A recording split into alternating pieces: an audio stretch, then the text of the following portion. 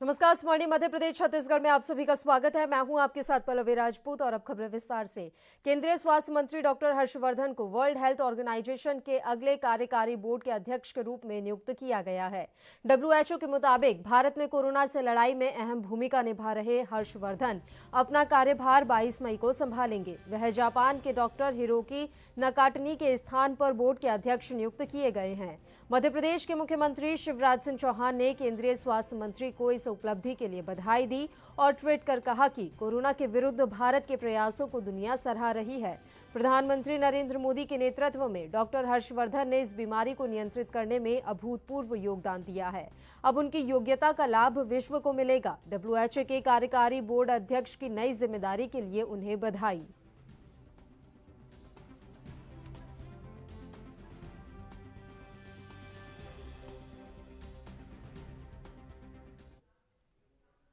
मध्य प्रदेश के सीएम शिवराज सिंह चौहान ने कांग्रेस की महासचिव प्रियंका गांधी पर निशाना साधते हुए ट्वीट किया। उन्होंने कहा है कि प्रियंका जी, संकट की इस घड़ी में अपनी निकृष्टतम राजनीति के लिए मजदूरों को मोहरा मत बनाइए। उनकी हाय लगेगी। उनके साथ साथ यह देश और दुनिया भी आपकी कथनी और करनी में अंतर को साफ साफ देख रही है। छल नहीं, सेवा कीजिए, यही सच्ची राजनीति है। अपने और दूसरे राज्यों के श्रमिक भाइयों को उनके घरों और राज्य तक पहुंचाने के लिए हम 1000 से अधिक बसें रोज चलवा रहे हैं। देश के दूसरे राज्यों में फंसे अपने 4.5 लाख मजदूर भाई बहनों को अब तक ट्रेनों और बसों से हम उन्हें उनके घर पहुंचवा चुके हैं। सीएम शिवराज सिंह चौहान ने ट्वीट में लिखा है कि प्रियंका जी, अगर आपको सच में श्रमिकों की मदद करनी है तो मध्य प्रदेश आइए, हमारे यहाँ की व्यवस्था देखिए, सीखिए, उससे आपको मदद मिलेगी। मध्य प्रदेश की धरती पर आपको कोई मजदूर भूखा प्यासा और पैदल चलता हुआ नहीं मिलेगा। हमने कारगर इंतजाम किए हैं।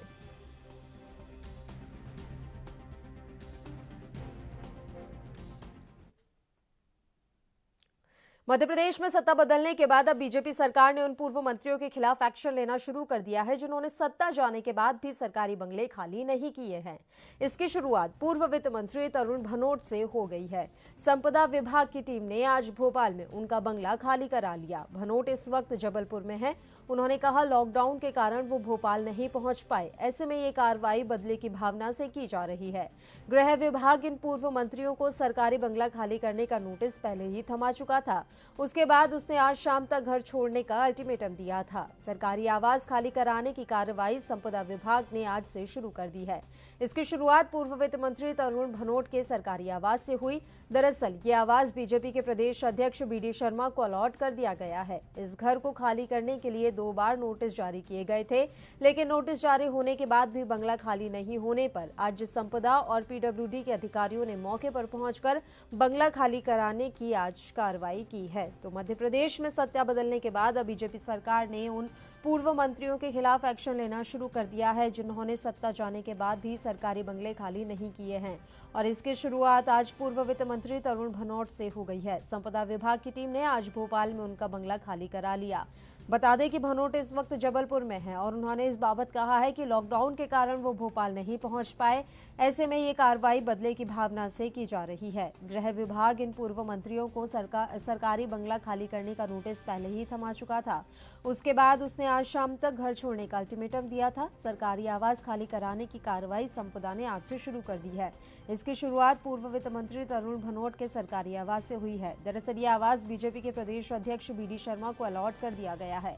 इस घर को खाली करने के लिए 2 बार नोटिस जारी किए गए थे, लेकिन नोटिस जारी होने के बाद भी बंगला खाली नहीं होने पर आज संपदा विभाग और PWD के अधिकारियों ने मौके पर पहुंचकर बंगला खाली कराने की कार्रवाई की है।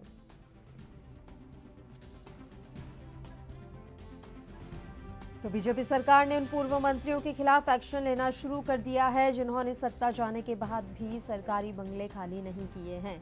पूर्व वित्त मंत्री तरुण भनोट का आज ये सरकारी आवास खाली कराया गया है और उनकी जगह ये आवास BD शर्मा को अलॉट किया गया है। संपदा विभाग की टीम ने आज भोपाल में उनका बंगला खाली करा लिया। बता दें कि भनोट इस समय जबलपुर में है और वो लॉकडाउन के कारण भोपाल नहीं पहुंच पाए थे। साथ ही उन्होंने भारतीय जनता पार्टी पर आरोप लगाया है कि कार्रवाई की गई है वो बदले की भावना से की गई है।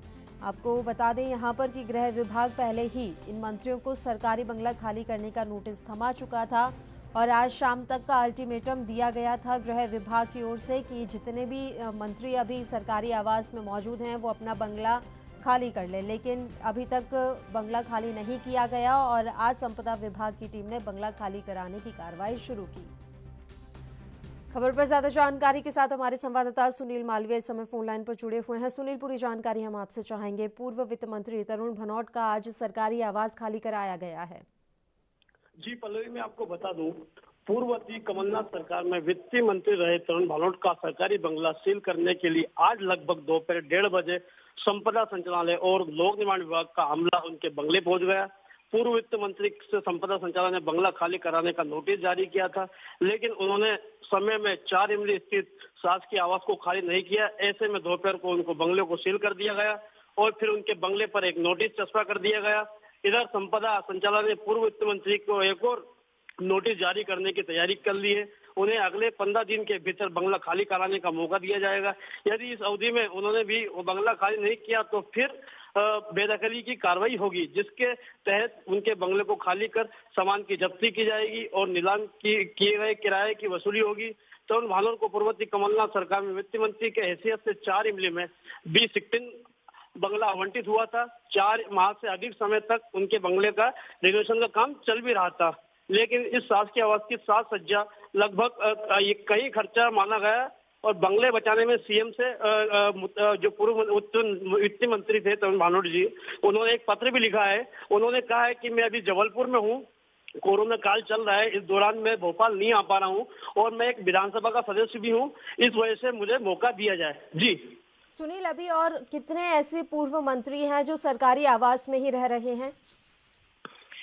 जी देखिए, मैं आपको बता दूं, तकरीबन गृह विभाग ने जो बेदखली का नोटिस दिया था, कम से कम तकरीबन ये सज्जन सिंह वर्मा पूर्व मंत्री और हुकुम सिंह कराड़ा, ब्रजेंद्र सिंह राठौर, ओमकार सिंह मरकम, प्रियव्रत सिंह, सुखदेव पासे, उमंग सिंगार, पीजी शर्मा, कमलेश्वर पटेल, लखन घनघोरिया, सचिन यादव और सुरेंद्र बघेल सहित ये कई मंत्री हैं। इन सभी मंत्रियों को नोटिस जारी किया है बंगला खाली कराए जाने के लिए। जी आज तरुण भनोट का बंगला खाली कराया गया है, क्या कुछ संभावनाएं नजर आ रही हैं कि कल भी संपदा विभाग की टीम ऐसी ही कोई कार्रवाई करेगी? जी बिल्कुल, संपदा विभाग ने सारे मंत्रियों को नोटिस जारी कर दिया और अल्टीमेटम दे दिया है। कई मंत्रियों को कल शाम तक खाली कराने का नोटिस दिया है और साथ ही साथ मैं आपको यहाँ भी बता दूं, कांग्रेस ने इसे राजनीतिक देश की गई एक कार्रवाई बताया है। पूर्व में जो मंत्री हैं तरुण भनोट लॉकडाउन में सरकारी आवास को देश प्रेरित है और मैं अपने परिवार से इस समय जबलपुर में आ गया हूँ। उन्होंने और कई जो गोविंद सिंह पूर्व मंत्री रहे, उन्होंने भी इस जो बीजेपी सरकार को घेरा है, बीजेपी सरकार पर उन्होंने निशाना साधा कि बीजेपी की जो सरकार जो बंगला खाली कराने का काम कर रही है, यहाँ कहीं ना कहीं द्वेषपूर्ण राजनीति कर रही है।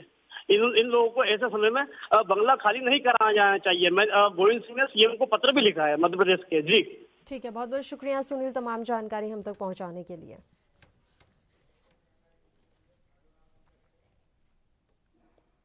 वहीं मध्य प्रदेश के भोपाल में पूर्व सांसद प्रेमचंद गुड्डू ने बीजेपी प्रदेश अध्यक्ष वीडी शर्मा को नोटिस का जवाब भेजा है, जिसमें उन्होंने कहा कि वे 9 फरवरी को ही बीजेपी से इस्तीफा दे चुके हैं। पत्र में उन्होंने ज्योतिरादित्य सिंधिया और तुलसी सिलावट पर भी आरोप लगाए। इस पर प्रदेश बीजेपी अध्यक्ष का कहना है कि उनका इस्तीफा आज तक नहीं मिला। प्रेमचंद गुड्डू की कांग्रेस में वापसी तय हो गई है। सप्ताह भर में गुड्डू बीजेपी छोड़ फिर कांग्रेस की औपचारिक सदस्यता ले सकते हैं। उनके साथ बीजेपी के 7 से 8 प्रदेश पदाधिकारी भी कांग्रेस का दामन थाम सकते हैं। गुड्डू के बेटे अजीत ने भी बीजेपी को लाइन से उलट जाकर ज्योतिरादित्य सिंधिया का विरोध शुरू कर दिया था। अजीत ने कहा कि हमारी लड़ाई सामंतवाद के खिलाफ थी, यह जारी रहेगी। अजीत बीजेपी के टिकट से आलोट से विधानसभा चुनाव लड़ चुके हैं। गुड्डू की ओर से बयान आया था कि प्रदेश में किसानों की हालत खराब है और उनकी लड़ाई का दावा करने वाले ज्योतिरादित्य सिंधिया इस समय दुबके हुए हैं।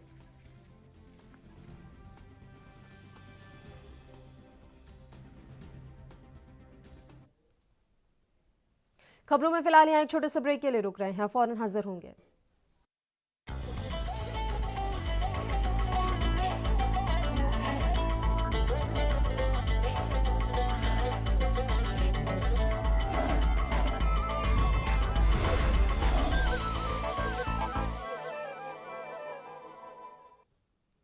और इसी बीच जम्मू कश्मीर से इस वक्त की बड़ी खबर आ रही है। जम्मू कश्मीर से अहम खबर, संदिग्ध आतंकियों ने बीएसएफ पार्टी पर हमला किया है। 2 भारतीय सेना के जवान इस हमले में गंभीर रूप से घायल हो गए हैं। इलाके को फिलहाल घेर लिया गया है और आतंकियों की तलाश की जा रही है। संदिग्ध आतंकियों की तरफ से बीएसएफ पार्टी पर हमला किया गया और इस हमले में 2 जवान घायल बताए जा रहे हैं। संदिग्ध आतंकियों ने बीएसएफ पार्टी पर हमला किया। 2 भारतीय सेना के जवान गंभीर रूप से घायल हो गए हैं और इसके बाद से पूरे इलाके को घेर लिया गया है। लगातार आतंकियों की तलाश की जा रही है। जम्मू कश्मीर से इस वक्त की एक अहम खबर एएनबी न्यूज आप तक पहुंचा रहा है।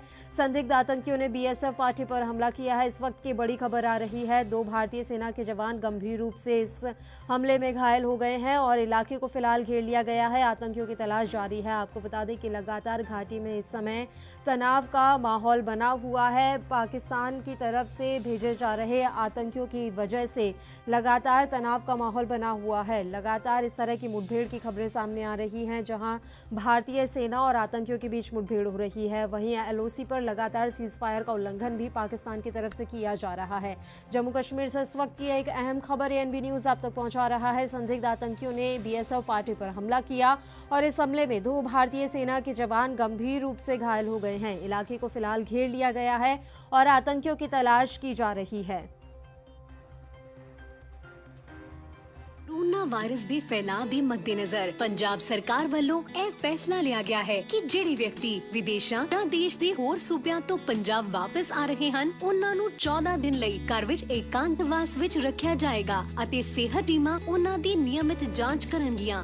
But Y? ਕੋਰੋਨਾ ਇੱਕ ਮਹਾਮਾਰੀ ਹੈ ਜੋ ਜਾਣੇ ਅਣਜਾਣੇ ਤੁਹਾਨੂੰ ਵੀ ਹੋ ਸਕਦੀ ਹੈ ਅਤੇ ਅਸੀਂ ਨਹੀਂ ਚਾਹੁੰਦੇ ਕਿ ਕੋਈ ਵੀ ਇਸ ਬਿਮਾਰੀ ਨੂੰ ਆਪਣੇ ਸਗੇ ਸੰਬੰਧੀਆਂ ਅਤੇ ਹੋਰ ਲੋਕਾਂ ਵਿੱਚ ਫੈਲਾਵੇ। ਘਰ ਦੇ ਵਿੱਚ ਇਕਾਂਤਵਾਸ ਕਿਵੇਂ ਰੱਖਿਆ ਜਾਏਗਾ? ਸਵੈ ਘੋਸ਼ਣਾ ਦੇਣੀ ਹੋਵੇਗੀ ਅਤੇ ਘਰੇਲੂ ਏਕਾਂਤਵਾਸ ਲਈ ਸਾਰੇ ਦਿਸ਼ਾ ਨਿਰਦੇਸ਼ਾਂ ਦੀ ਸਖਤੀ ਨਾਲ ਪਾਲਣਾ ਕਰਨੀ ਹੋਵੇਗੀ ਤਾਂ ਜੋ ਬਿਮਾਰੀ ਦੇ ਫੈਲਾਅ ਨੂੰ ਰੋਕਿਆ ਜਾ ਸਕੇ। ਇੱਕ ਖੁੱਲੇ ਹਵਾਦਾਰ ਅਤੇ ਵੱਖਰੇ ਕਮਰੇ ਵਿੱਚ ਰਹੋ। ਜੇ ਪਰਿਵਾਰ ਦੇ ਨਾਲ ਰਹਿਣਾ ਹੈ ਤਾਂ 1 ਮੀਟਰ ਦੀ ਦੂਰੀ ਬਣਾ ਕੇ ਰੱਖੀ ਜਾਵੇ। ਹਰ ਸਮੇਂ ਸਰਜੀਕਲ ਮਾਸਕ ਪਾਓ। ਮਾਸਕ ਨੂੰ ਹਰ 6 ਤੋਂ 8 ਘੰਟਿਆਂ ਬਾਅਦ ਬਦਲੋ। ਡਿਸਪੋਜ਼ੇਬਲ ਮਾਸਕ ਨੂੰ ਦੁਬਾਰਾ ਵਰਤੋਂ ਵਿੱਚ ਨਾ ਲਿਆਓ ਅਤੇ ਮਾਸਕ ਨੂੰ ਨਿਰਧਾਰਿਤ ਤਰੀਕੇ ਨਾਲ ਨਸ਼ਟ ਕੀਤਾ ਜਾਵੇ। ਹੱਥਾਂ ਨੂੰ ਵਾਰ-ਵਾਰ ਸਾਬੁਨ ਨਾਲ ਧੋਵੋ ਜਾਂ ਫਿਰ 70% ਐਲਕੋਹਲ ਯੁਕਤ ਸੈਨੀਟਾਈਜ਼ਰ ਦਾ ਇਸਤੇਮਾਲ ਕਰੋ। ਇੱਧਰ-ਉੱਧਰ ਨਾ ਘੁੰਮੋ। ਘਰ ਅੰਦਰ ਬਜ਼ੁਰਗਾਂ, ਗਰਭਵਤੀ ਮਹਿਲਾਵਾਂ, ਬੱਚਿਆਂ ਅਤੇ ਹੋਰ ਬਿਮਾਰੀ ਨਾਲ ਗ੍ਰਸਤ ਵਿਅਕਤੀਆਂ ਤੋਂ ਦੂਰ ਰਹੋ। ਕੋਈ ਵੀ ਚੀਜ਼ ਘਰ ਦੇ ਮੈਂਬਰਾਂ ਨਾਲ ਸਾਂਝੀਆਂ ਨਾ ਕਰੋ। ਜੇ ਖਾਂਸੀ, ਬੁਖਾਰ, ਸਾਹ ਲੈਣ ਵਿੱਚ ਤਕਲੀਫ ਦੇ ਲੱਛਣ ਦਿਖਾਈ ਦਿੰਦੇ ਹਨ ਤਾਂ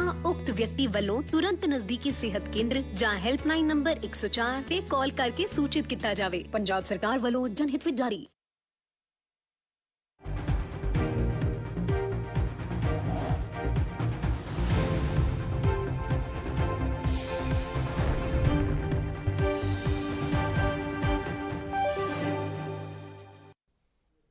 जम्मू कश्मीर से इस वक्त की बड़ी खबर। सुरक्षा बलों को बड़ी कामयाबी मिली है। 3 आतंकियों को गिरफ्तार किया गया है। इस वक्त की एक अहम खबर जम्मू कश्मीर से। बडगाम में लश्कर का मॉड्यूल ध्वस्त किया गया। 3 आतंकियों को गिरफ्तार किया गया है। बडगाम से इस वक्त की एक अहम खबर एएनबी न्यूज आप तक पहुंचा रहा है। सुरक्षा बलों को एक बड़ी कामयाबी हाथ लगी है। 3 आतंकियों को गिरफ्तार किया गया है और साथ ही एक बड़ी कामयाबी यहां पर यह मिली कि बडगाम में लश्कर का मॉड्यूल ध्वस्त कर दिया है सेना ने। इस वक्त की एक अहम खबर, 3 आतंकियों को गिरफ्तार किया गया। जम्मू कश्मीर से इस वक्त की बड़ी खबर एएनबी न्यूज आप तक पहुंचा रहा है। सुरक्षा बलों को एक बड़ी कामयाबी मिली है। सुरक्षा बलों ने 3 आतंकियों को गिरफ्तार किया है और साथ ही बडगाम में लश्कर का मॉड्यूल ध्वस्त किया गया। सुरक्षा बलों की तरफ से 3 आतंकियों को गिरफ्तार किया है सुरक्षा बलों ने। इस वक्त की एक अहम खबर हम आप तक पहुंचा रहे हैं। जम्मू कश्मीर में सुरक्षा बलों को एक बड़ी कामयाबी हाथ लगी है।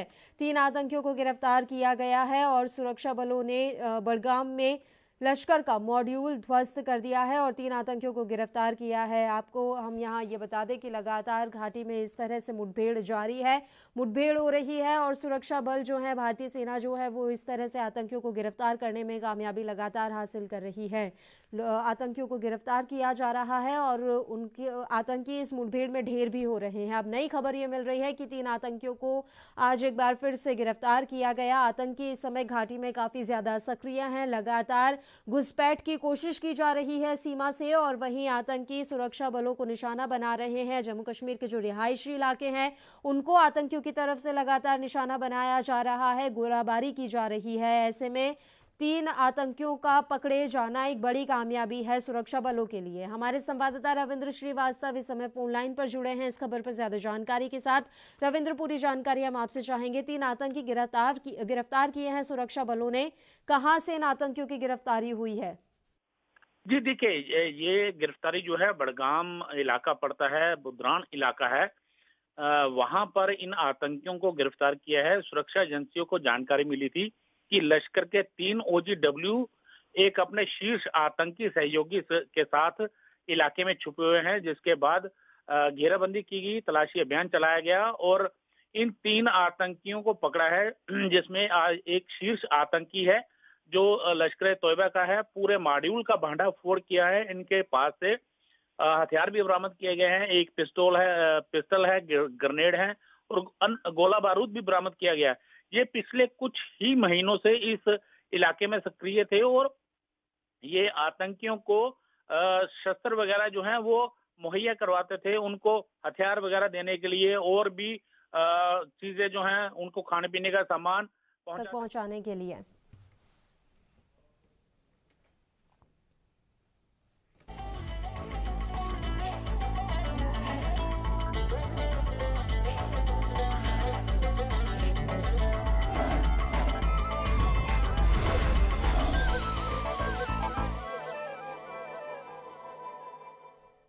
ब्रेक के बाद एक बार फिर से आप सभी का स्वागत है। बढ़ते हैं खबरों की ओर। कांग्रेस ने मध्य प्रदेश के 11 जिला और शहर अध्यक्षों के नाम घोषित कर दिए हैं।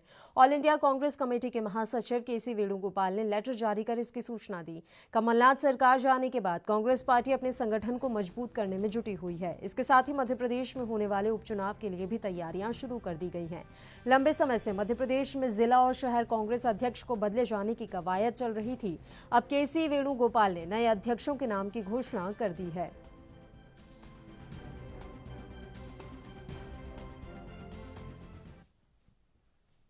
कांग्रेस नेता प्रियंका गांधी के यूपी में बसें चलाने को लेकर मध्य प्रदेश में भी राजनीति गर्म है। सीएम शिवराज चौहान के ट्वीट के बाद पूर्व मंत्री और कांग्रेस नेता जीतू पटवारी ने सीएम शिवराज को ही नसीहत दी है। क्या कुछ कहा है उन्होंने, आइए आपको सुनाते हैं। आपने प्रियंका जी को नसीहत देने से पहले आत्ममंथन करो कि यूपी और मध्य प्रदेश की बॉर्डर पे जहां जहां पर भी मजदूरों के जाने आने के संसाधनों की अव्यवस्था है, वहां पर उनको सहायता की जगह लाठियां मिल रही है। वो भावना आपकी सही करो, तब प्रियंका जी को आप नसीहत दो तो ज्यादा अच्छा लगेगा। मैं आपको बता दूं कि जो बैलगाड़ी में व्यक्ति जुटा था वो मेरे मध्य प्रदेश का ही दृश्य है। जो मिक्सर प्लांट में बच्चे व्यक्ति अपने गंतव्य में जाते थे सीमेंट के मिक्सर में, वो मध्य प्रदेश का ही दृश्य है। जो हैदराबाद से लेके बालाघाट तक एक व्यक्ति अपने पिता और अपनी बेटी को लेकर खींचता हुआ आया, वो मध्य प्रदेश का ही दृश्य है। मैं आपको बता दूं कि आपने कहा एक व्यक्ति भी, एक मजदूर भी पैदल नहीं चल रहा है, तो फिर भारतीय जनता पार्टी के परिवार के हमारे प्रदेश अध्यक्ष किसको चप्पलें पहना रहे थे? मजदूर जो पैदल चल रहा था उसी को पहना रहे थे या जबरदस्ती वो दृश्य बताया जा रहा था? आपको मैं बता दूं, आपने 3 लाख लोगों की बात करते हैं, हम अलग अलग राज्यों से लेके आए। अगर पब्लिसाइज करो किसको लेके आए 3 लाख लोगों का, मैं आपका मजदूर अभिनंदन करवाऊंगा। कांग्रेस पार्टी सार्वजनिक रूप से आपका सम्मान करेगी। कितना कोरा झूठ बोलोगे? मैं आरोप लगाता हूं आप पे।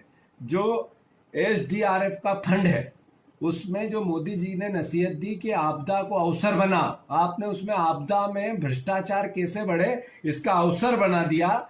आपको मैं बता दूं, आपके ही राज्य में देश का प्रथम राज्य है हमारा मध्य प्रदेश, जिसमें नरसिंहपुर में 5 मजदूरों की मृत्यु हुई, गुना में 8 मजदूरों की मृत्यु हुई, सीहोर में 2 मजदूरों की मृत्यु हुई, औरंगाबाद में जहां ट्रेन से कुचल के 16 मजदूर हमारे ही प्रदेश के मरे, जिन्होंने आपके यहाँ आवेदन किया था, आपके अधिकारी नहीं जागे तो वो लोग भगवान की तरह चले गए। बड़वानी में 4 लोगों की मृत्यु हुई। लगभग 40 मजदूरों की आने जाने में मृत्यु होने वाला मेरा ही अपना ही प्रदेश है। खुद की पीठ थपथपाने से पहले, प्रियंका जी को नसीहत देने से पहले मजदूरों की सही चिंता क्या होती है करो, तो ज्यादा आशावादी और ज्यादा पॉजिटिविटी होगी। शिवराज सिंह जी, जो काम है ईमानदारी से करो, बिल्कुल आपका 100% फेल्यूर की ओर हो। देश भर में लॉकडाउन के चलते सभी किसानों को बड़ी समस्याओं का सामना करना पड़ रहा है। ऐसे मध्य प्रदेश के मंदसौर में पान की खेती करने वाले किसान भी खासे परेशान हैं। लॉकडाउन के चलते किसान पान मंडियों में पान नहीं बेच पा रहे हैं, जिसके चलते उन्हें काफी नुकसान उठाना पड़ रहा है। वहीं स्थानीय विधायक देवीलाल धाकड़ ने किसानों की पान की खेती का निरीक्षण किया और किसानों को सरकार से हर संभव मदद दिलाने का भरोसा दिया। विधायक देवीलाल धाकड़ ने कहा कि उन्होंने इस संबंध में सीएम को पत्र भी लिखा है और किसानों की समस्या से सीएम शिवराज को अवगत कराया है। एक्चुअल में क्या है कि हमारे लिए गर्व की बात है कि भानपुरा में अच्छी क्वालिटी का पान होता है और हमारे कुमरामत तमोली समाज के लोगों का मुख्य कृषि पान की खेती है। और मैं सौभाग्यशाली इसलिए हूँ, मैं बचपन से ही इन लोगों से जुड़ा हुआ हूँ, इस खेती से भी, इन सब समाज वालों से भी। और जो मुझे मालूम जानकारी मिली कि पान की खेती में और मुख्य व्यवसाय होने के कारण, इस लॉकडाउन के कारण, कोरोना के कारण बहुत बड़ा नुकसान हुआ है।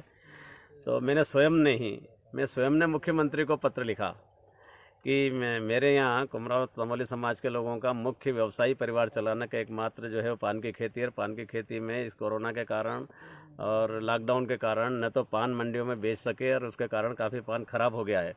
और मैंने ये भी लिखा है कि अब चूंकि बचा हुआ पान के लिए भी मंडियों में बेचने की अनुमति मिल जाए तो कुछ राहत उनको मिल जाएगी। ज्ञापन इन्होंने बाद में दिया, मैंने पहले ही पत्र लिख दिया था। मुझे इनके नुकसानी का एहसास और कुछ मित्रों से बात होने के बाद में हो गया था। तो मैंने वो पत्र भी लिखा मुख्यमंत्री को और फिर मैंने बात भी की। अब हालांकि अब इस कोरोना के चलते कितनी सहायता किस रूप में वो करवा सकेंगे, निश्चित रूप से मैं एक बार और बात करूँगा उनसे कि मैं किस वे में इनको सहायता की जा सकती है। मध्य प्रदेश के इंदौर में कड़े नियम और शर्तों के साथ छावनी अनाज मंडी में व्यापार प्रारंभ होगा। किसान मंडियों में अपनी उपज बेचने नहीं आएंगे, बल्कि व्यापारी किसानों के पास जाकर सौदा पत्रक के माध्यम से उनकी उपज खरीदेंगे। यदि प्रशासन की ओर से तय किए गए नियमों का उल्लंघन किया तो व्यापारी का लाइसेंस तक निरस्त कर दिया जाएगा। इंदौर में कोरोना संक्रमण को लेकर हालात सामान्य होने के बाद अब आर्थिक गतिविधियों को बढ़ावा देने पर जोर दिया जा रहा है। छावनी अनाज मंडी के व्यापारी भी पिछले कई दिनों से कलेक्टर से मंडी में व्यापार प्रारंभ कराने के लिए गुहार लगा रहे थे। कलेक्टर मनीष सिंह खुद छावनी अनाज मंडी पहुंचे और उन्होंने व्यापारियों से चर्चा कर जाना कि सोशल डिस्टेंसिंग का पालन करते हुए मंडी में कैसे व्यापार प्रारंभ किया जा सकता है।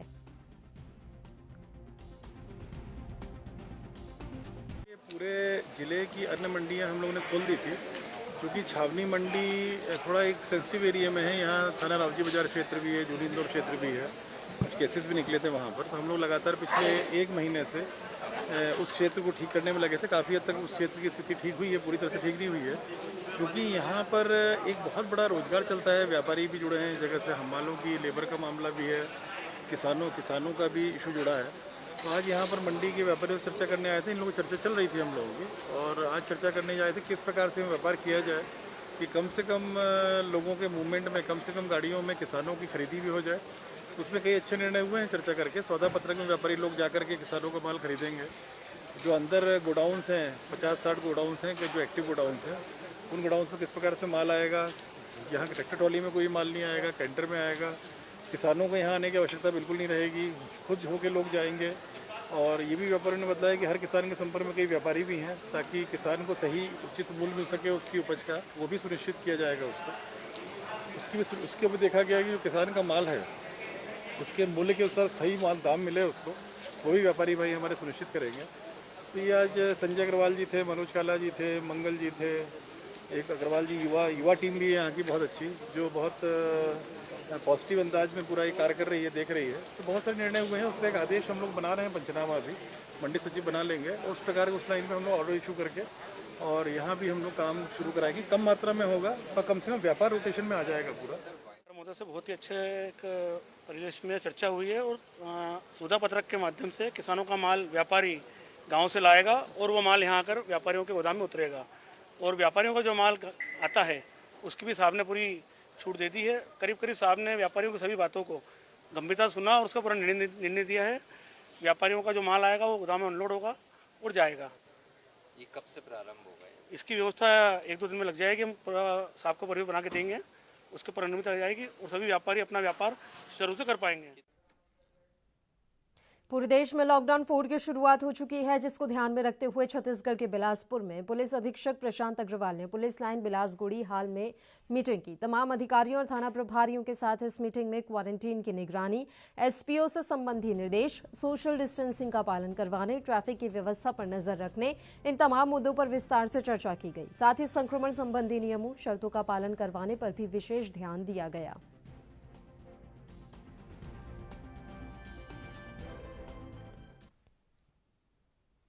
छत्तीसगढ़ में डोंगरगढ़ के डिप्टी कलेक्टर का ड्राइवर कोरोना संक्रमित मिला है, जिसके बाद प्रशासन में हड़कंप मच गया है। ड्राइवर को नोडल अफसर के तौर पर बागनदी में पोस्टेड किया गया था। राजनांदगांव में 12 घंटे के दौरान यह कोरोना संक्रमण का 5वां मामला है। इसके साथ ही प्रदेश में एक्टिव केसों की संख्या बढ़कर 43 हो गई है। इससे पहले मंगलवार रात तक 6 नए मामले सामने आए थे। इसमें 4 राजनांदगांव और एक कोरबा और मुंगेली से है।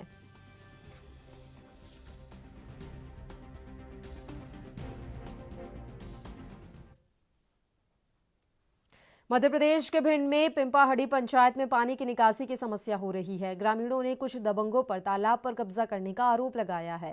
स्थानीय लोगों का कहना है कि तालाब का पानी भी लोगों के काम आता था, लेकिन कुछ दबंगों ने उस पर कब्जा कर लिया है, जिसके कारण जल निकासी की समस्या का सामना लोगों को करना पड़ रहा है। इस संबंध में जगन्नाथपुरा के ग्रामीणों ने तहसीलदार और एसडीएम को आवेदन दिया। फिलहाल तहसीलदार और एसडीएम ने जांच के बाद कार्रवाई करने का आश्वासन दिया है।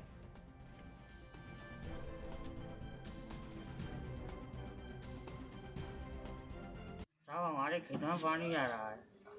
3 साल से खेत डला हुआ है और जो तालाब है, तालाब की वजह मतलब वो दबंगों ने कब्जा कर लिया है, वो सारा वो पोड़ दिया है, इसलिए हमारे खेत में पानी आ रहा है। जब से गांव बसाया तब से तालाब था और गांव में जल निकासी का पानी जितना जाता था उसी में जाता था। उससे मतलब कभी आग वगैरह लग जाती थी, कहीं वो हो जाता था, उसमें तो पानी ढो लेते थे वो लोग और पशु भी पीते थे उसमें। और उसके मतलब गांव में काम में आता था, सिंचाई होती थी उससे। आज की डेट में पूरा दबंगों ने कब्जा कर लिया है। हमारे गांव का जो पानी का निकास बंद हो चुका है, गड्ढा खोद दिया है दबंग लोगों ने और हम परेशान हैं। वो नुकसान आ सकता है मकानों में। मध्य प्रदेश में इंदौर शहर के रावजी बाजार थाना क्षेत्र में सरेआम लॉकडाउन का उल्लंघन हुआ। इस दौरान वर्ग विशेष के सैकड़ों लोग थाने के आसपास पहुंचे, पथराव भी किया। पुलिस प्रशासन के खिलाफ जमकर नारेबाजी भी की गई। इस मामले में मिली प्रारंभिक जानकारी के अनुसार पुलिस ने किसी मामले में 7 व्यक्ति के खिलाफ प्रकरण दर्ज करते हुए उसे गिरफ्तार किया था। बताया जाता है कि इस मामले के विरोध में कंटकपुरा क्षेत्र के कुछ लोगों ने थाने का घेराव किया। बड़ी संख्या में जमा हुए लोगों को जब पुलिस ने भगाया तो लोगों ने पथराव कर दिया। इसके बाद हल्का बल प्रयोग कर पुलिस ने लोगों को खदेड़ दिया। लोगों ने पुलिस प्रशासन के खिलाफ नारेबाजी करते हुए जुलूस भी निकाल दिया। इसमें बड़ी संख्या में महिलाएं भी शामिल थी। अधिकांश लोग और महिलाएं अपने चेहरे को ढके हुए थे। में पिछले शुक्रवार को कुछ लोगों ने कब्रिस्तान में आकर के लॉकडाउन तोड़ते हुए इबादत के नाम पे इकट्ठे हो गए थे और उनको बमुश्किल समझा करके रवाना किया गया था, पर कुछ लोग वहाँ पर भी नारेबाजी कर रहे थे, तो इसलिए 188 का एक प्रकरण पंजीबद्ध किया गया था। उसमें यूसुफ कबाड़ी और अन्य कई 4-5 लोग और थे और 15-20 अज्ञात लोग थे। उसके बाद कल दिनांक को यूसुफ कबाड़ी को और अन्य को गिरफ्तार करने के लिए पुलिस गई थी। जब वो उसको लेके आ रहे थे तो लोगों ने थाने के घेराव के लिए अपने निवास से निकल करके सड़क पे आ गए थे, जिनको हटा दिया गया था और उनमें से 7 लोगों को गिरफ्तार कर लिया गया है और जो कार्रवाई थी वो वैधानिक कार्रवाई कर ली गई है। पथराव भी सर किया गया था। पथराव तो क्या है, वो 1-2 पत्थर गली में से किसी ने फेंके थे, उनको भी गिरफ्तार कर लिया है। जो पत्थर फेंकते दिख रहे थे 2 लोग। तो किन धाराओं में केस दर्ज है? 147 है, 188 है और 337 है और उसमें से गिरफ्तार करके उनके खिलाफ प्रतिबंधात्मक कार्रवाई की गई है। उनमें से 4 लोगों को जो उनके आपराधिक रिकॉर्ड भी थे और सक्रिय भूमिका जिन्होंने निभाई थी, उनको जिनके जेल वारंट बने हैं, उनको जेल दाखिल किया हुआ है। और टोटल 7 गिरफ्तार हुए। टोटल 7 गिरफ्तार केस कितनों पर दर्ज हुआ जी? हाँ, केस तो कई लोगों पे, ये 7 उसमें से 7 गिरफ्तार हुए हैं। केस तो करीब होंगे, वो तो 15-20 अन्य हैं, अभी उनको आइडेंटिफाई करने के बाद कार्रवाई करेंगे। और इसी के साथ इस बुलेटिन में फिलहाल के लिए इतना ही। मुझे दीजिए इजाजत। देश प्रदेश के तमाम ताज़ा और अहम खबरों के लिए आप देखते रहिए ANB न्यूज़। नमस्कार।